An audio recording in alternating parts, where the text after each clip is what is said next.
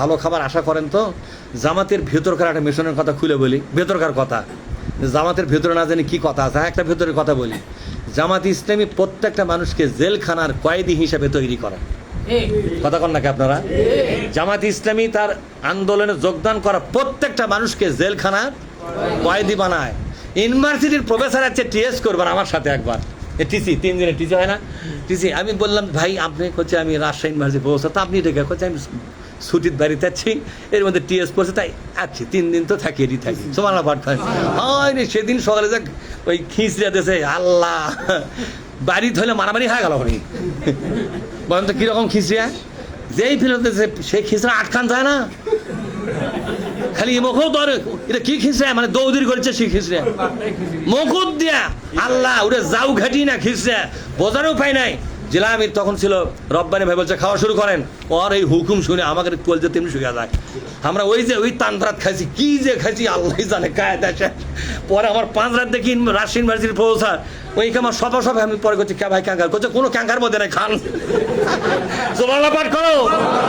তাহলে কি বোঝা গেল? পরে আমি একটা চিঠি লেগে হয়েছি, খাওয়া ইয়ে জানা শেষে এসে চাপ, আমি করছি যে এমন খাবার দেশের সে খাবার প্লেটে আটখান জানে, খাবার খালি দৌমায় বেচায়। আমি লিখে দিচ্ছি, করছি এটা কে লেখলো, কথার মধ্যে মজা আছে কিন্তু প্রশ্নও কেমন আছে, এই মজালা কে রে? আমি ভয়েতে কুঁকড়ি মেরে গেছে, যদি কই আমি এটা কি ব্যান হয় আল্লাহ, যা কেউ দেয়নি, আমরা কেউ দেয়নি যা। পরে করছে যে শোনেন, আপনার কি জেলখানা যে কোনো সময় যেতে পারেন না? তার বলে হ্যাঁ পারি, আমি আগে কোনো পারি। তাহলে জেলখানা গেলে আপনাদের কি বাড়ির খাবারের মতো খাবার দেবে? করছে না, তা দেবে না। কি খাবার দেবে?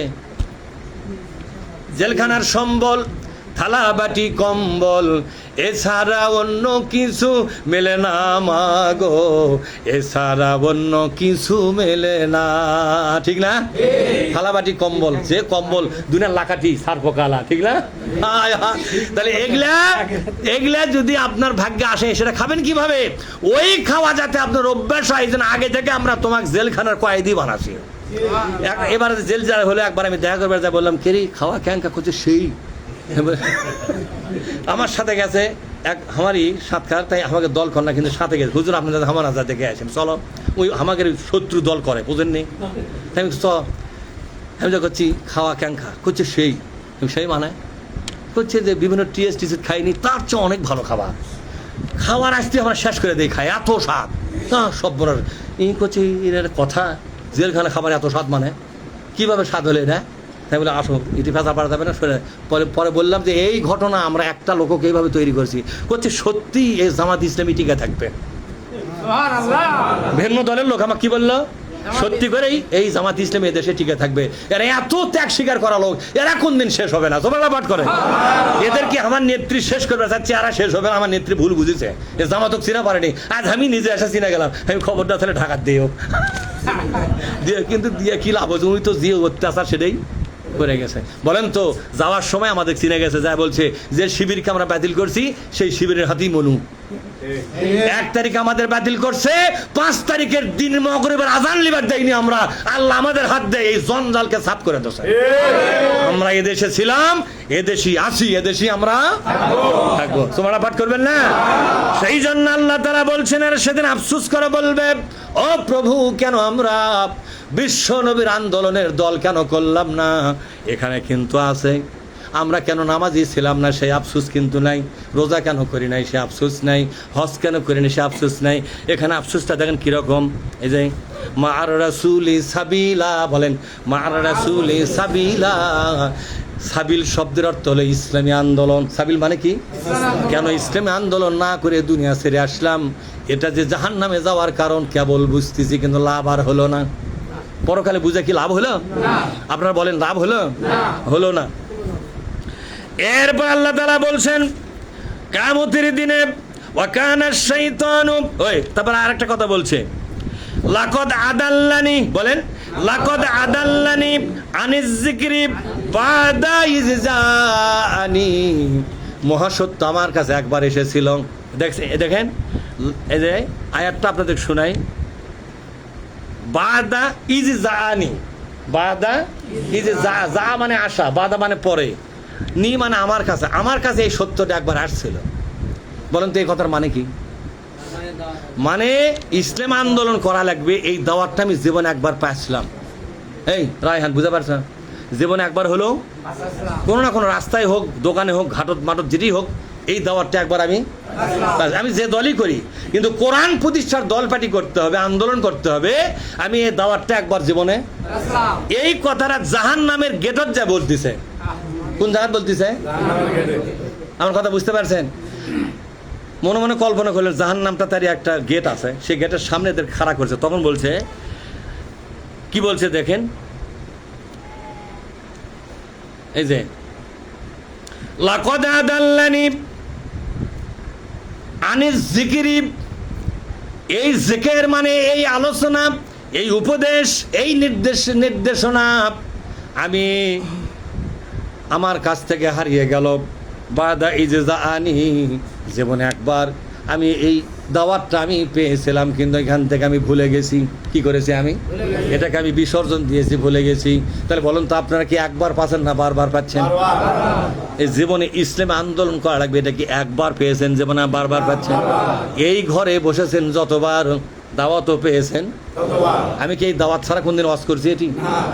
তাহলে আপনি এই দাওয়াত কয়বার পাচ্ছেন? বারবার। আর এই লোকরা কি বলতেছে? জীবনে একবার আমি পেয়েছিলাম, কিন্তু এত ভুল করছি সেদিন, একবার পায়ে আমার গ্রহণটা করা উচিত ছিল, কিন্তু আমি কি সর্বনাশ, হাই রে কি সর্বনাশ করছি রে। এই কথা কথা হাত কখন মুখের মাঝে চাবিয়া খায়া এই পর্যন্ত থাকবে বলছে। আল্লাহ রসুল বলছে, কি বলছে, যে এই যে ইয়ে পর্যন্ত, দাবনা পর্যন্ত কামড়াতে আমরা চলে আসবে। আফসুসের ঠেলা সেই পর্যন্ত যেতে চাচ্ছেন। অনেক লোক জেদ ধরে সারা জীবন অর শোনে, আমাকে তাফসিরে সারা জীবন বসে, ওই আগে থেকে যে পার্টি করে সেটাই করে। তাহলে এটাকে আমার অর শুনে লাভটা কি? এই কথা কন দেখায়, আমার খিচড়া নষ্ট, আমার পোলা নষ্ট, আমার খাটনি নষ্ট, আমার জাগাও নষ্ট। কথা কন দেখায়, ওই যে পার্টি করে ওটাই করে, কিন্তু এটি আবার বারবার এসে পোলা খায়। এরকম লোক আছে এটি এখন বর্তমানে? আমার মনে হয় এখন আজকে নাই, আজকে একটাও নাই। কি কোন আপনার মোজাম ভাই আছে কেউ? সবগুলো কোরআনের পার্টি আছে এটি আজকে? আল্লাহ খুশি, কিন্তু ওই মুরে ফায়দার বসে গেছে, আল্লাহ এটা কাম হলে আজকে সব লোক যদি কোরআনের দরদ যায়, তাহলে জাহান নামে লিয়ে যাবো কাক সাত করে। এরপর আল্লাহ পাক বলছেন, শোনো শোনো, অকলার রাসূলু, বলেন অকলার রাসূলু ইয়া রাব্বি ইন্না কওমি ইত্তাখাযু হাযাল কুরআনা মাহজুরা। আল্লাহর নবী নিজের উম্মতের জন্য সেদিন মামলা দিবে। কি দিবে? মামলা দেবে। গোটা কোরআনের মধ্যে এই একটা আয়াতে বিশ্বনবীর মামলার কথা আল্লাহ বলেছে। গোটা কোরআনের মধ্যে একটা আয়াত, সূরা ফুরকানের এই আয়াতটা আল্লাহ বলেছে, তোমরা কি জানো নি আমার নবী পরকালে আমার কাছে তোমাদের বিরুদ্ধে মামলা দিবে, তোমরা যারা ইমানদার ছিলে। কি ছিলে? আপনারা ইমানদার কিনা এখন? বংশের কারণে আমরা মুসলিম বংশ জন্ম নিয়েছি, তাই না? তাহলে আমরা সেই বংশসূত্রে কিন্তু আমরা মুসলমান, আবার কলমা বারবার পড়তেছি, আমরা কি ইমানদার মুসলমান, ঠিক না? ঠিক জোরে কর। আমরা জুমার নামাজ পড়ি, না হলো 5 ওয়াক্ত নামাজ পড়ি, না হলো জুমা তো পড়ি কিনা? তাহলে আমরা নামাজ কোনো না কোনো পড়ি, মুসলমান, আমরা ইমানদার। আল্লাহ বলছেন ইমানদার লোকদের বিরুদ্ধে নবী আমার সেদিন মামলা দিবে। ভাই কি দিবে? ওই যে হাজী সাহেব 5 রাত ওই লোক বলছি, ভাই কি দিবে? কেস করবে, কেস। এই কেস কে করবে এখন? তো আল্লাহ করবে কেস। তাই ওয়াকালার রাসূলু, রাসূল মানে 1 বছর। আমাদের নবী মুহাম্মদ রাসূলুল্লাহ, আমাদের নবী মুহাম্মদ রাসূলুল্লাহ পরকালে যখন বিচার শুরু হবে না, বিচার শুরু হওয়ার আগেই নবী বলবে যে রব্বুল আলামিন আমার মামলাটা নিয়ে বিচার শুরু করো, আমার মামলাটা আগে লাও। আল্লাহ বলছে তোমার মামলা আগে পুট আপ দাও, তোমার মামলা আগে লেই তারপর বিচারটা শুরু করি। বিচার শুরু করার মাঝখানে তোমার মামলা লওয়ার দরকার, আগে মামলা দাও। কি মামলা? তখন নবী বলবে যে শোনো, আমার মামলাটা হলো ইন্না কাউমি, বলেন ইন্না কাউমি। কওম মানে কি? আমার জাতি। নবী কাকে বলছে আমার জাতি? ইহুদিদেরকে? না না না না না। খ্রিস্টানদেরকে? না। বৌদ্ধদেরকে? না। হিন্দুদেরকে? না। কলমাওয়ালা মুসলমান যারা। কথা কন না একেবারে, তুমি কথা কও না, ও কোনাত বসে আছো খেলেন দেখি। তোমার নাম কি? জামাল লয়?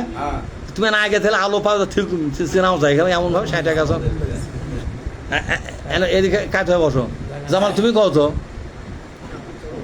তুমি কও কলমা আলা মুসলমান বলতে কাকে বোঝানো হয়? কও না আমরা সবাই কলমালা মুসলমান। এই কারা ছিল? এই ফকির যারা ভিক্ষা করে খায়, লা ইলাহা ইল্লাল্লাহ দেবানা ভিক্ষা, এটা কলমালা না? সব মুসলমানই কলমালা, সব মুসলমানই কলমালা। এই কলমালাদের বিরুদ্ধে আমাদের নবী মুহাম্মদ রাসূল একটা কেস করবে, শুনবেন সে কেস। নবী আমার বলবেন, আল্লাহ আমার প্রতি ঈমান আনা যারা লোক, আমার প্রতি ঈমান এনে যারা মুসলিম হয়েছে, ঈমানদার হয়েছে, তাদের মধ্যে একদল মানুষের বিরুদ্ধে আমি মামলা দিলাম, এই মামলা নিষ্পত্তি করে দাও, এর একটা রায় তুমি দাও। সাহাবারা বললেন, নবীজি আপনি যাদের বিরুদ্ধে মামলা করবেন তাদের কি মামলার নিষ্পত্তিটা কেমন হবে? নবী বললেন, আমার মামলা করতে দেরি হবে, ওই লোকদের জাহান্নামের ফয়সালা লিখতে দেরি হবে না, আমার দেওয়া মামলা পর্যালোচনা হবে না। যাদের বিরুদ্ধে মামলা দিব, যাদের বিরুদ্ধেই মামলা দেব, সাথে সাথেই তাদের জাহান্নামের সার্টিফিকেট হয়ে যাবে। নবীর মামলা দেওয়াও শেষ, ওই লোকদের হাতে বাম হাতে আমলনামা যাওয়াও। আমার কথা বোঝেননি? তো নবীর মামলাকে বিস্তারিত পর্যালোচনা করা হবে না। আমার কথা বুঝেছেন আপনারা?